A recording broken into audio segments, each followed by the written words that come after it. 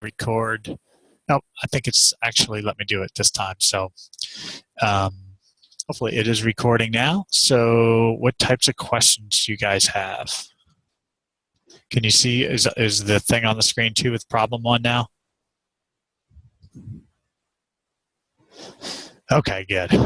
All right, so what can I help you with?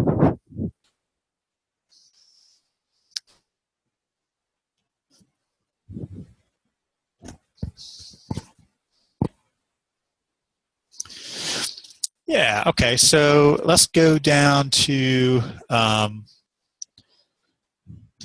on the screen here. So basically, kind of like what we did in class, right? So if you had some sort of output for this one, right, and you would have gotten in terms of X, Y, and Z, right? Does that make sense, Ethan? When you do this, right, you're going to have your answers are going to be in terms of these coordinates right here, right?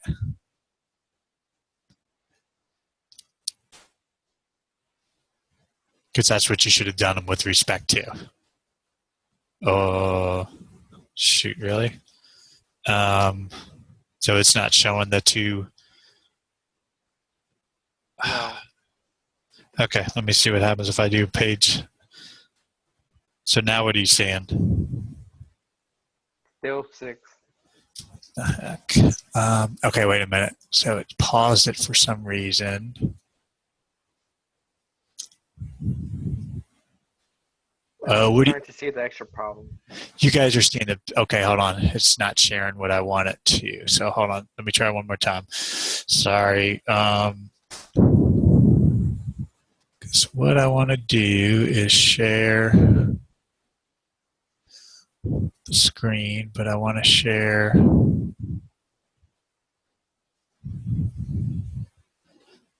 Okay, so now are you seeing? Now are you seeing number 6? I'm seeing 5 now.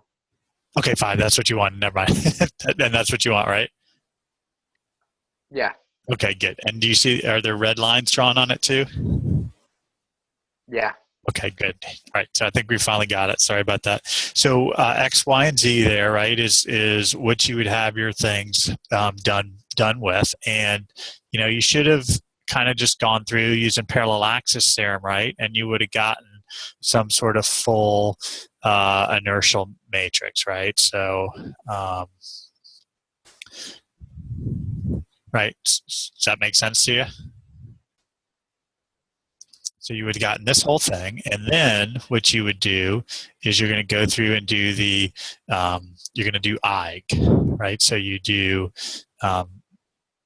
V, it depends on how you want to do it, right? So you do like V and A is going to equal IG, I. Okay, so it's just like what I did for you in class. So where this would be your I kind of XY. Okay, so now what that's going to spit out at you is 2 things. So one of them is going to be a 0, 0, 0, and then it's going to have some sort of value here, I1, I2, and I3. Okay. And those are basically going to be your principal moments of inertia. Okay, so just like we did with principal stresses in your CE classes, or if you've had ME 328, those are where your shear stresses would be 0. Well, in this case, your IXY, IYZ, and IXZ go to 0. Okay. The other thing you're going to have is some sort of vector here, or matrix rather, and it's going to be probably full. There might be a couple of zeros here and there. Depends on kind of symmetry types of things. It's really pretty tough to predict. But and I'm going to make up numbers here. They actually would all have to have a magnitude of 0 in the end. But if you looked at the ones that I had given you in the class for that vector V, let me see if I can dig that up.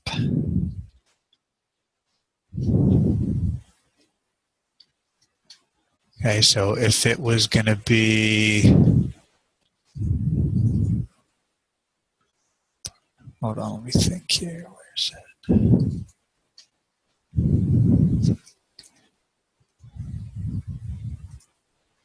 Okay, so the one that's in your notes from last time, right? Then you would have a, hold on, what was it? Here, let's see. It was like a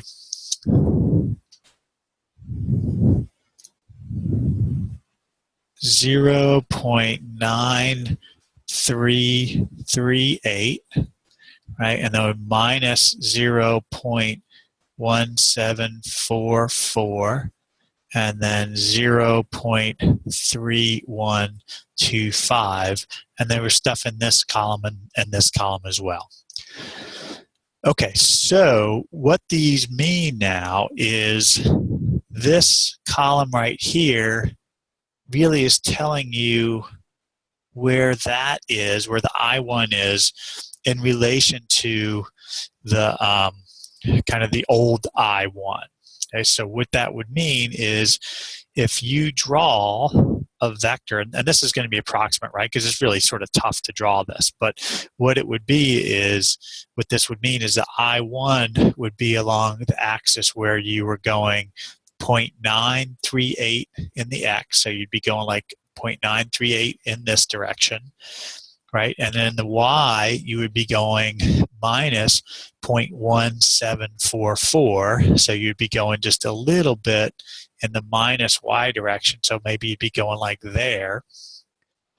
Okay, and then finally in the z direction, you'd be going 0.3125, so you'd be going kind of like up about 3 times as much as this. Now this is all just an approximate type of thing, right? So do you guys see what I just did? So in the x, I went this amount, right? And then in the y, I went that amount, and in the z, I went that amount. So what that says is then my new x-axis, okay, so my new x-axis is going to be, you know, somewhere around in there. Okay, and about that axis, right, this is going to be like my kind of my x prime, and then that I x prime, which is my principal axis, that is going to be equal to I1. Okay. Does that answer your question, Ethan?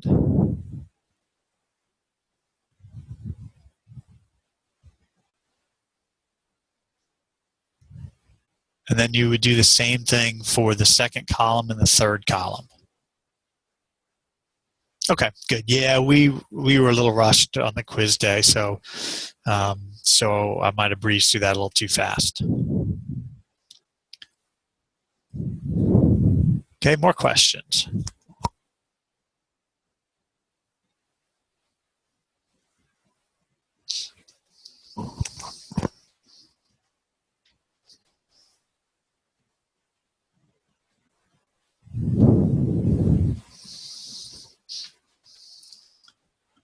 Okay, so the question's on number 6, and that was actually quite similar to the one that I did in class, right? So if we look at these two, remember kind of what I was mentioning is we want to try to make sure that we're getting the expression in terms like, you know, if we need it in terms of x in terms of y or something like that. Do you understand what I mean there?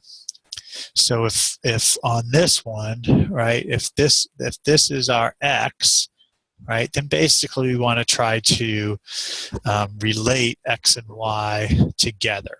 Okay, so or z, depending on which is looking kind of the more likely, right?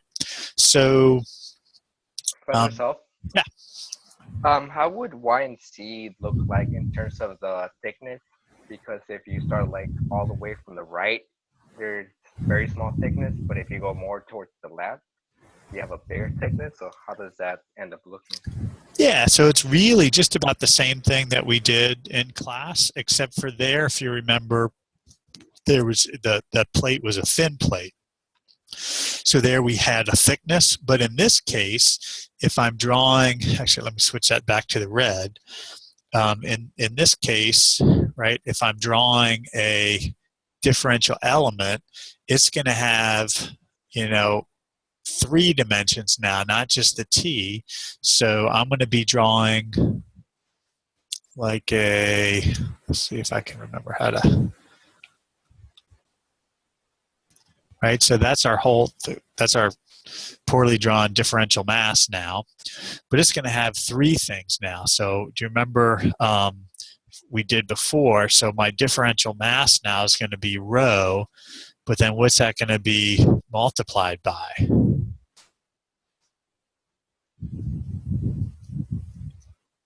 Would it be dy, dc, and dx, or?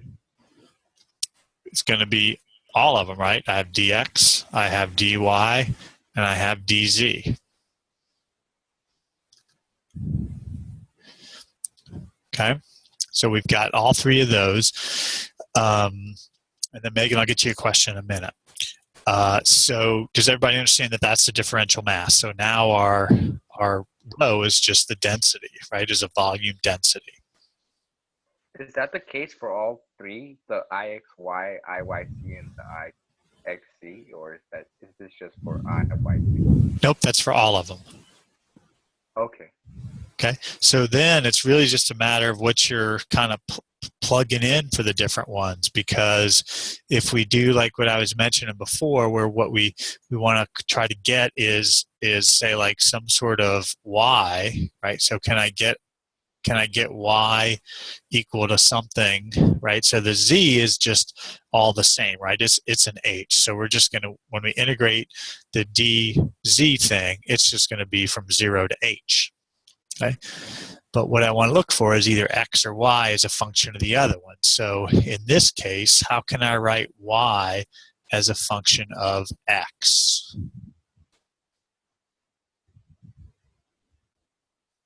Would it be negative x?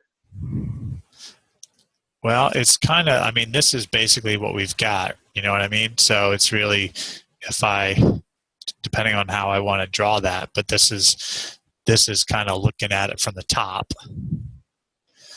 right? So when x is 0, what is y?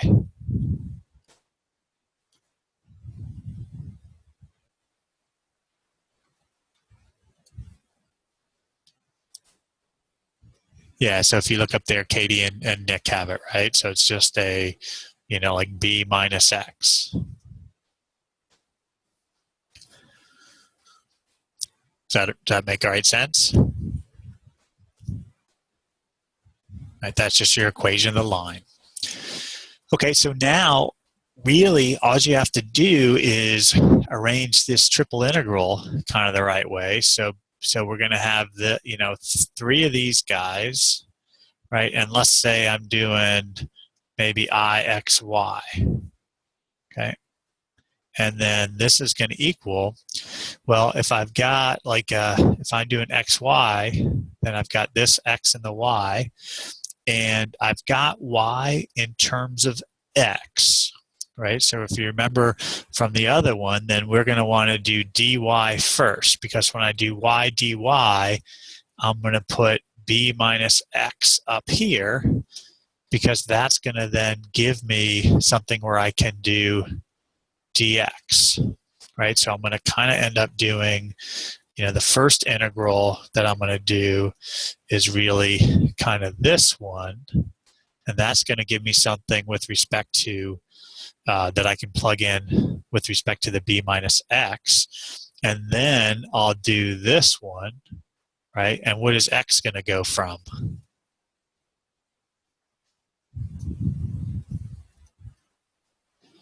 Zero to b. Yep, so this is going to go 0 to b, right? And then this might get to Katie's question, because we also have to do, right, we still have our rho out front too, right? Or we can put it kind of wherever. I can just put it out here, right? And then what is dz going from? 0 to h. 0 to h. Okay. And so that's essentially all I have to do for my integral. So Katie, do you see what I'm saying about the slope? Because it didn't have to be a slope. That could have been a parabola or something too, right? This thing could be any shape and I still use the same, the same basic type of formula. It didn't have to be b minus x. Maybe it's x squared or 6 minus x cubed or whatever that shape would have come from, right? So maybe if this was shaped around like this, right, or semicircle or whatever, I would just end up putting whatever that formula was, y is a function of x. But for the other two sides, aren't they just going to be rectangles? So there's like no m term, there's no it's just like y equals b.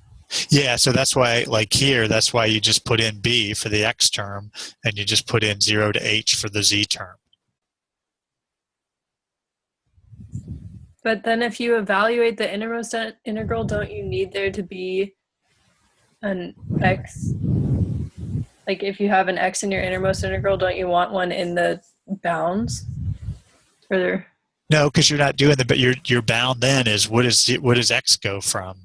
It just goes from 0 to b. So once you do this first, integral, you're going to have this row 0 to h, and then we have the 0 to b, but then this integral is going to be y dy, right? Well, that's just y squared over 2, and I still have the x out here. This y squared over 2 is going to be evaluated from 0 to b minus x, right? So that's going to be how that first kind of inner integral that I was talking about is going to be. And then I have a dx and a dz, right? So kind of like we were talking about that one example that we were doing in class, right? Because now this will end up with, b minus x squared, and then you're going to integrate that. You're going to multiply it by x and then integrate it with the dx. Okay? And then it's going to be evaluated from 0 to b. And I can't look at you. Yeah. When we're setting up the relation between y and z, yeah. So like you did for the x and the y, how would that look like? Because wouldn't that be a rectangle? Well, that's what Katie's saying. So there's no slope, so you don't have to do anything. You just keep it up with the 0 to h, right? So basically, it's just you're going to use this whole thing for the x and the y, and it just for all of the different products. It just depends on if you have an x and a y in it or not for the other one. So like when you're doing the y and the z, right, then you're still going to do basically all the same stuff, right? You're still going to go through, but you're like when you do sorry, let me see it. Like if you're going to do I, Y, Z, right, then you're just not going to have this X in there. So you still do it the exact same way. Right? You're just not going to have that extra X in there, right? Because you're still going to have the 3 integrals, but now it's just going to be, Z times your Y squared over 2. Do you follow me or not?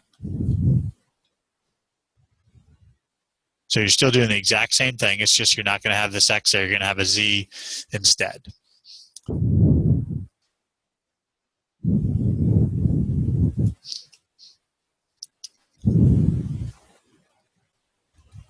I followed, but I don't understand. Would drawing it help us see it kind of like you did with the X and the Y? Well, do you remember like the one we did in class? It didn't have, it just was kind of like this, right? And it didn't, all it had was a thickness. So it's not really drawn. It's just, it's just the limit, right? It's only going from 0 to h. There's no variation. Z doesn't vary with y at all, right? It's just h.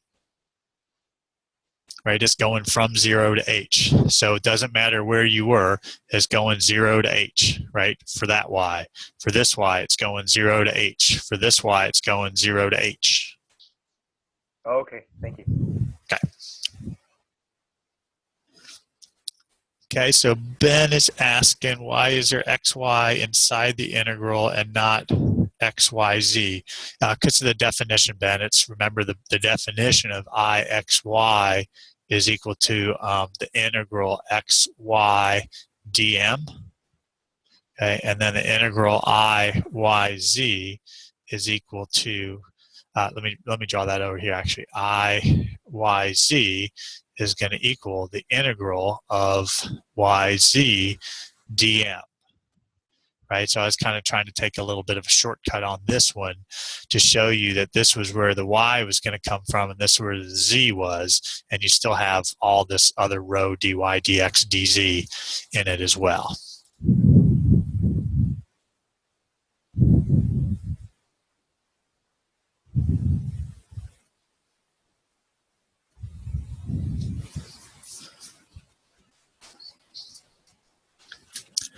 Okay, more questions. Oh, somebody had something before, right, Megan? So for the angles for L, M, and N, so I think it's actually, you don't have to do the, hold on.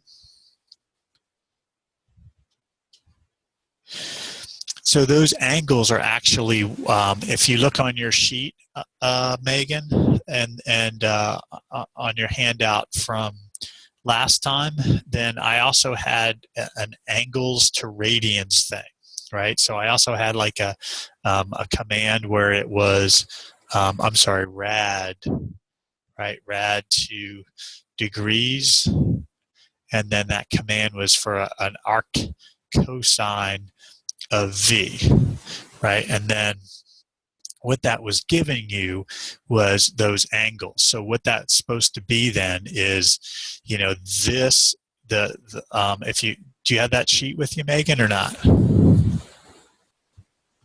Yeah, okay, so you see that first one is like 20.9683 degrees, right? So out of these guys, when you do that arc one, right, this ends up giving you like 20.96 and then 100.04, and then you had 71.79.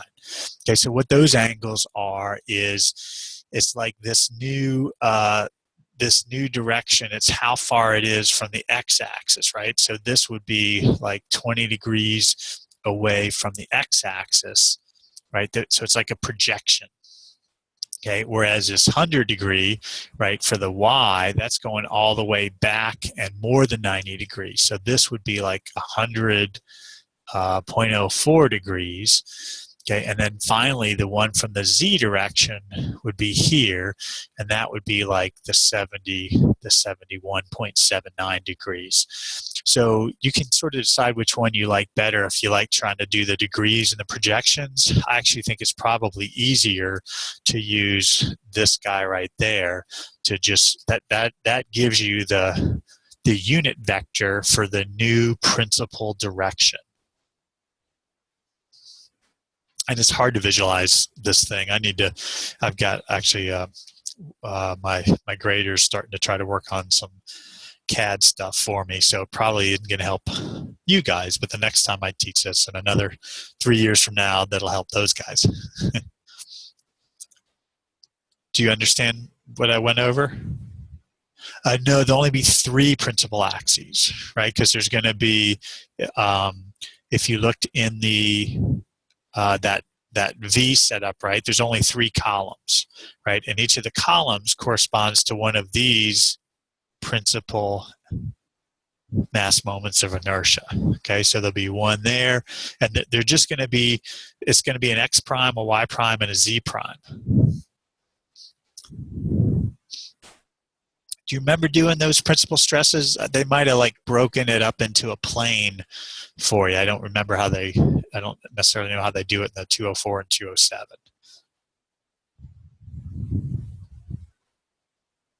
That's correct, Logan. They will be orthogonal.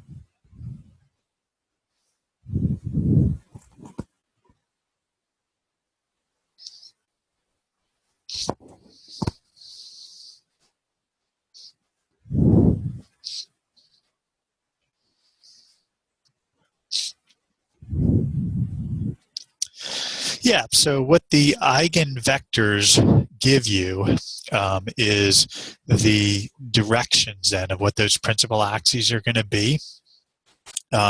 So what ends up happening there is the columns tell you what the direction is. So if you can look at the slide 11 from 19, or if you look on the back sheet of the handout from Friday, then those are just going to give you the directions of your new principal axes. So as we just drew, the first one was 0.9338, right? So that was, remember again, that was going this direction, right? And then in the X, and then in the Y, it was minus 0.1744.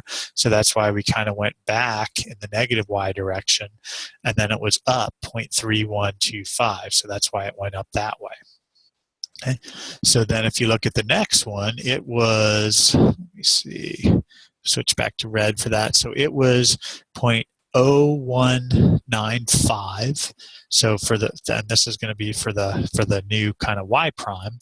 So 0.0195. So hardly any of it was going, just a little bit of it was going along the X, right? And then in the Y direction, right? So this is just the direction of our newest axes. It was a lot. It was like 0.8967. So it was up a decent amount, right? So it was going all the way up like, oh wait, I drew that the wrong way, sorry. Let's see if I can do a Control Z. Nope. I did that in the Z direction instead, so let me erase that guy. Okay, so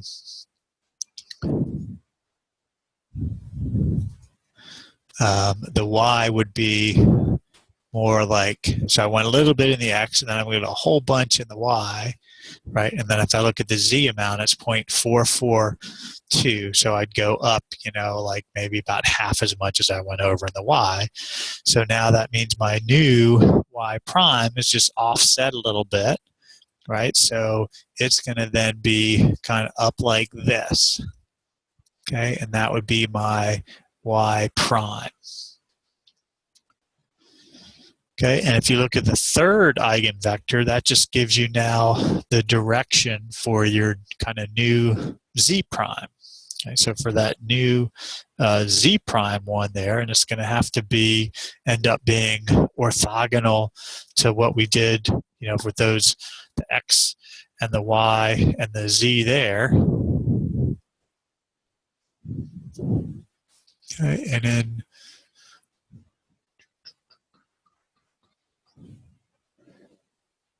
this case, we've got it where it was 0.3573, right? So it's going to be kind of up. I'm sorry, let's change that back to red. It's going to go this way, right? A decent amount. And then it's going to go here about the same amount. And then it's going to go down quite a bit, right? So it's going down by this 0.8407.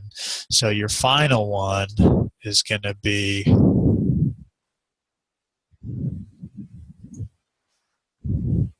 kind of going down like this.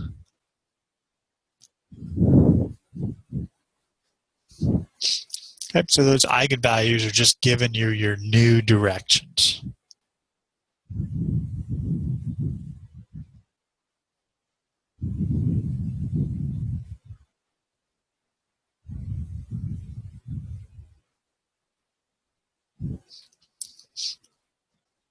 Okay, so Nick, yeah, you're right. You actually do have to go through. So you probably just have a squared or something along those lines off, because I did work through it and get the right one. So,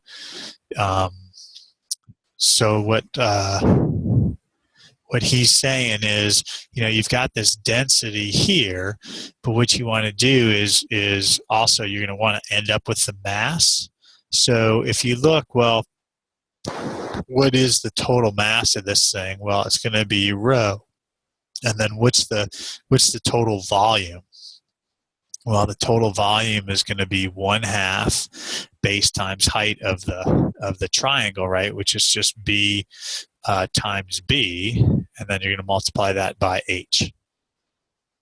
Okay, so it's exactly what Nick said there, right? So you've got now rho times 1/2 B squared times H.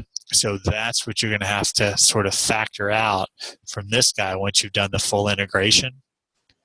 Okay? And then that'll become the mass. And that's kind of what we did, if you remember, back when we did this one problem where it was just the rod. Do you remember doing just this guy where we were finding the slender rod and it was an X and a Y and we had the just small differential mass there?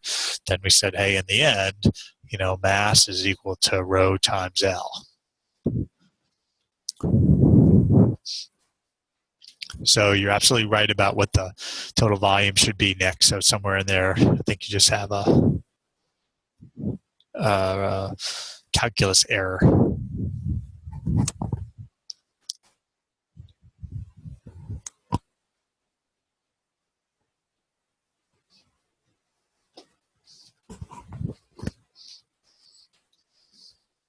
Okay, more questions?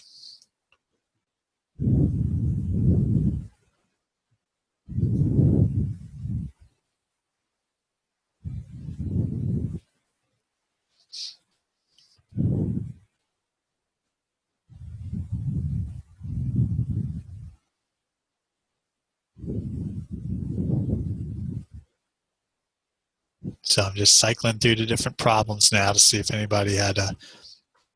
I have a question for number 2C. Okay. How do we know if it's going to move after impact? Well, it pretty much has to move after impact, doesn't it? I mean, yeah, but how do we know how much? Well, what have you calculated? We have an omega. Okay, so when is that? Like immediately after the impact? Yeah. Okay, so then what are you trying to find? Because I tried using work energy. Sure. But I had a negative answer. I can't take the square root of an answer. I don't know if it's an algebraic error, but yeah, what you drew, I set that vertical as position 1 and the horizontal as position 2. Okay. Yep, so this would be position 1. That would be position 2, right? Yeah. So what if I had just given you this problem and asked how high it would swing?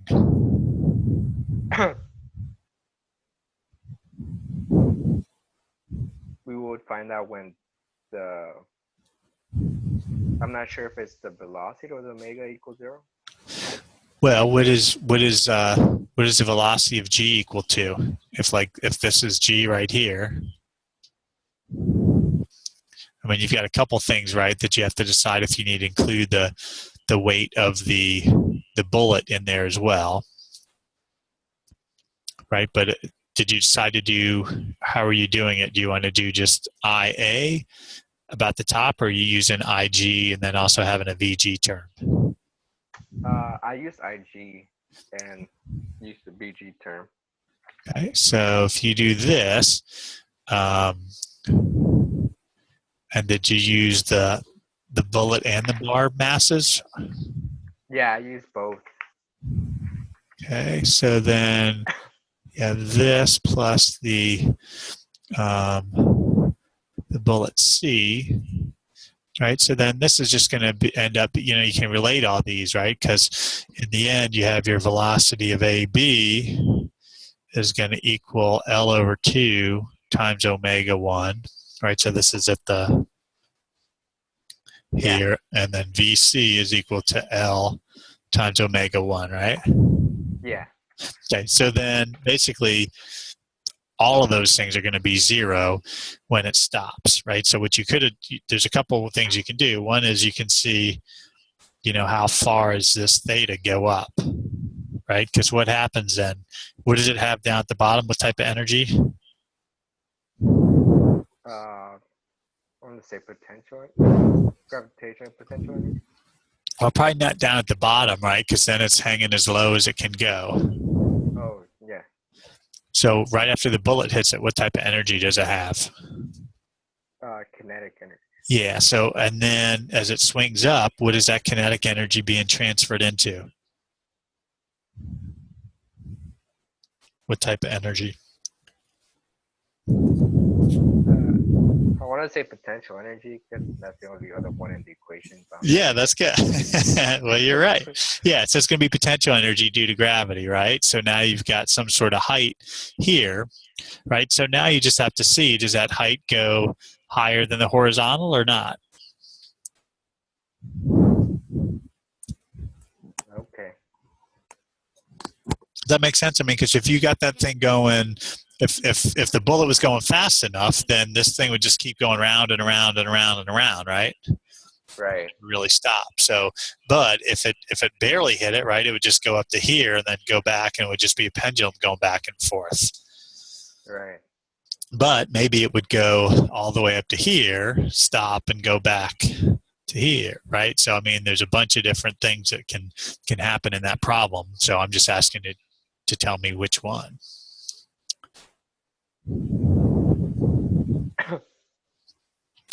Okay, so there was a question about neglecting the bullet and the masses and the mass moment of inertia. So what I always do is try to look at it for a second. I'll say, okay, then let's think about, especially if I do the IA type of thing, then I've got 1/3 of the mass AB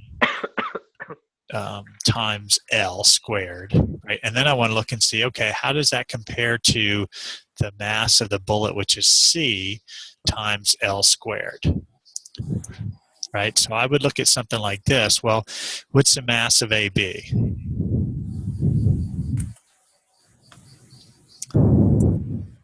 So it's 15 like, divided by 32. yes, so it's going to be 15 over G, right? So that means that this term right here, when I look at it, is going to be like 5 over G, right? And then what was MC? It's 0.025, right? So I need to compare 5 to 0.025 over G, right? So I'm comparing these two. So then you have to decide, is this substantially bigger? So for kind of regular engineering-ish terms and design and things, a lot of times I'll say 10. A factor of 10 is pretty good. Now, I probably wouldn't do that on tests in a regular class, but if you're actually doing design type of stuff, if you're doing 328, 10 is actually not a bad number either. But, you know, like a lot of times we'll say it's a slender rod if the length is 10 times the radius. Okay, so in this case, 5 is, you know, it's a decent, you know, it's not just 10 times bigger, it's like 100 times bigger, right? What was that? So can you guys mute your thing there for a sec? I'm not sure who's chatting. So anyways, it's does that make sense to you? So in this case, I would say yeah, you can neglect the bullet and the masses in the moment of inertia. But you should say that in your thing too, on your paper. Okay, more questions.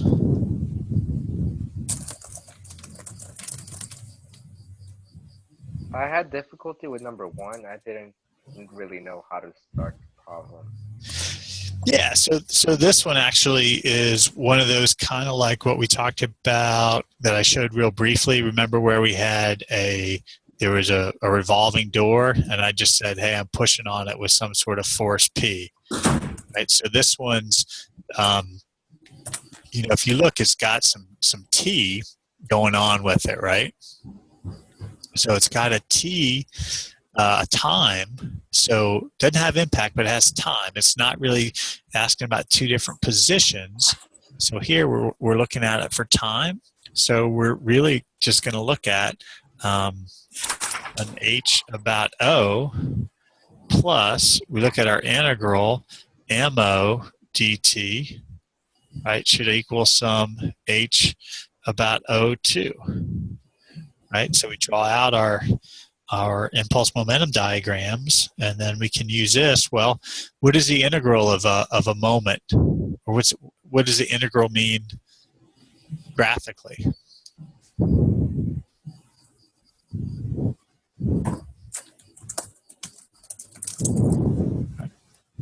Yeah, it's just the area under the curve. So I've got this curve. I can figure out the area under it, right? So I've got P. What's the moment caused by P?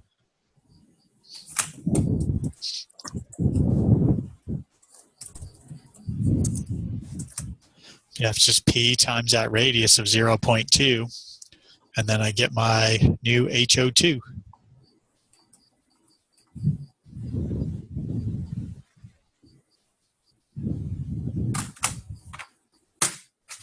Does that make right sense to you now? Yeah. Okay, good.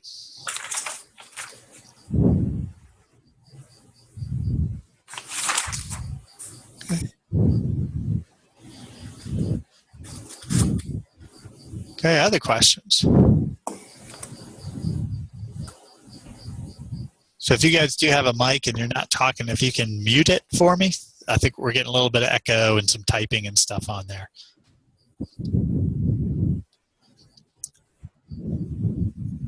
Thanks. All right, more questions.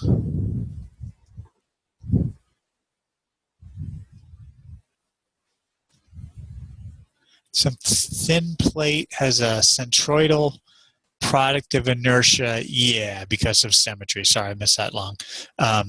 Yeah, so essentially, so you're going back to, I mean, about its own centroidal axis, right? So you're asking like this one here, right? Yeah, so I mean, when you look at that, so it will have some sort of a, of course, a parallel axis theorem you're going to have to do. But I mean, there's a couple things you could look at. So the one is you just have the symmetry, right? We kind of have symmetry about all of them, right? So one of them would be here, right? And then one of them would be here, and then, you know, if in the x direct, right? If you have, first of all, if you have two planes of symmetry about its own CG like you do here, then that means you automatically have all the products are zero, because that means anything, for every plus Z, there's something in the minus Z. And for everything that is a, you know, and this is, remember, looking at its own little axis, right? So this would be its own kind of centroidal. This would be a y direction, right? So that's its own y direction. This is its own centroidal z direction, right? So if everything has a plus c and a minus c, and everything has a plus y for its minus y, then that means those are their own principal axes. So about a centroid there, the thin plate, that's principal axes for it. Because that means, you know, everything has either a y or a z in it, right? xy has a y in it, xz has a z in it.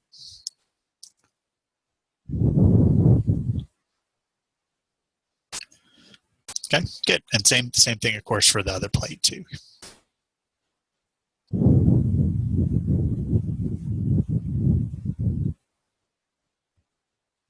Okay, more questions.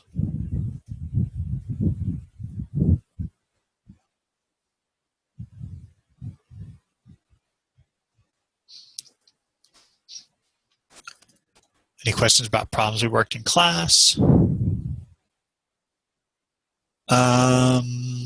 So I don't remember quite in the next one. One thing we may give you, it could be something, you know, like we might give you to start out with one axis system here. So if, say, like this is an axis system, and then we could have something that was rotating, say it's like here, and maybe it's rotating around there, around that axis. So then you'd either have to think about trying to work everything in that bars. Do you see what I'm saying? So this would be like, if you held hold your pencil straight up on your desk and then tilt your pencil like 30 degrees and then just kind of rotate it around a vertical axis. So your pencil's going around in kind of a loop, right? So then you'd have to decide if you're going to use a mass moment of inertia that's going to have some products of inertia in there, or you can also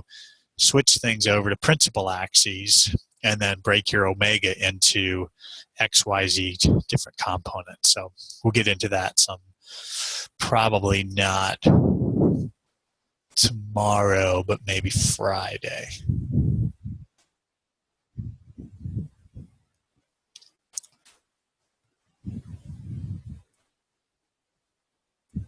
Okay, other questions?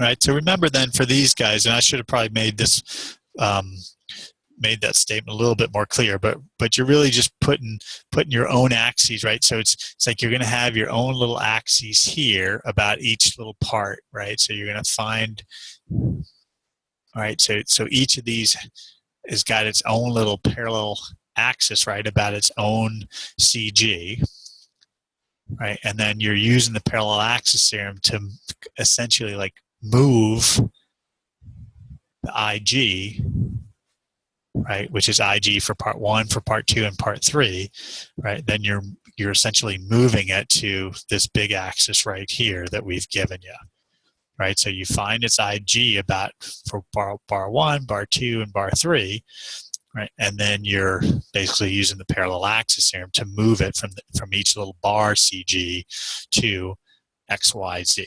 And that's why I made that kind of little table, right, that I think can help you out.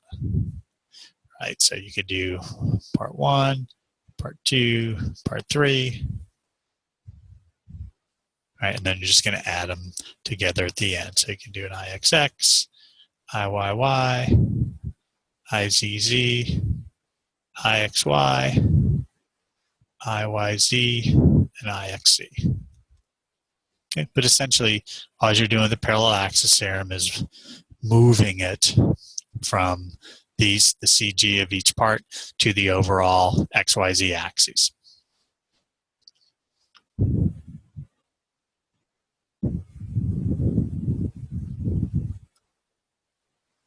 Okay, more questions?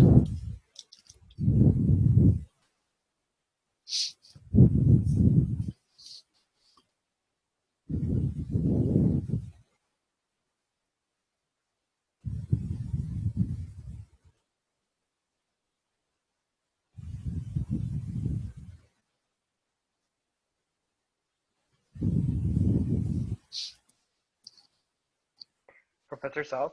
Yeah. Going back to question 1, Mm-hmm. how would we draw the frames, or I don't know if frames is the correct word, for the HO1 and the HO2? Yeah, so there, where's the center of mass of the thing? I want to say it's at O. Yeah. Okay. So do I have any linear momentum in the system? No. No. So I might just start out. I'd probably do like an I-O omega 1, and then for my second part, it would just be I-O omega 2.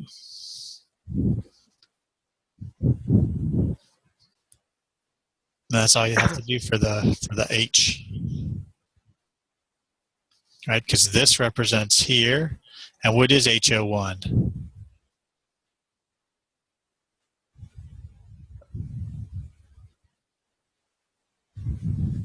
I'm not sure. Well, how does this thing start? It's at rest, right? Yep. So what is omega 1? 0. Yeah. So that guy's going to be 0.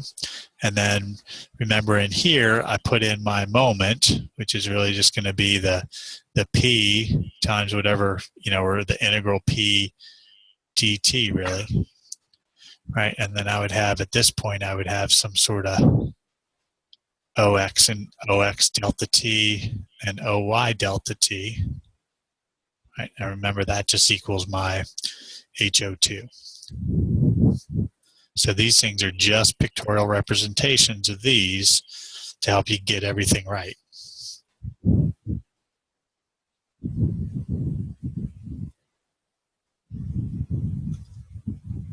Does that answer your question? Yeah. Thank you.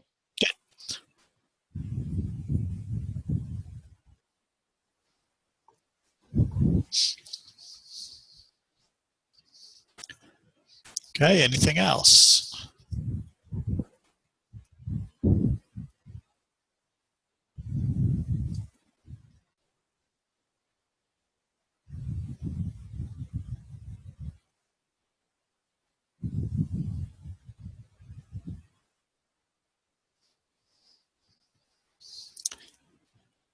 Okay, I'm going to stop the recording so that I can start having it try to translate the whole thing, because it takes a while for Zoom to translate it, and then I got to try to upload it to YouTube, and YouTube takes 20 minutes to process it all. So I'll go do that. I'll leave this up.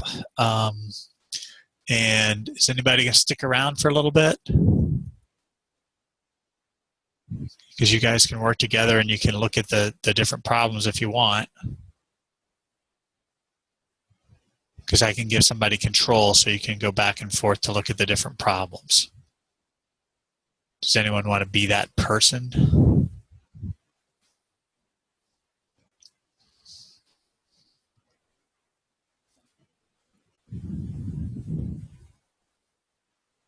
Okay, well then I will just leave and we'll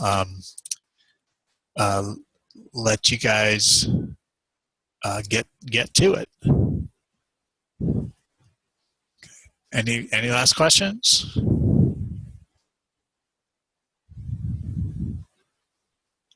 All right, you're welcome, Logan.